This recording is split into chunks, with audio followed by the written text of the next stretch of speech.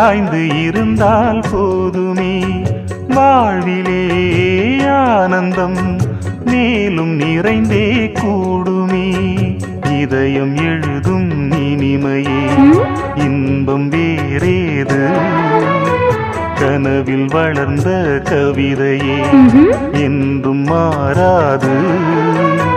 நீ என்றும் தேன் என்றும் வேதங்கள் ஏதம்மா நினைத்ததும் இனித்திடும் காதல் பூமழை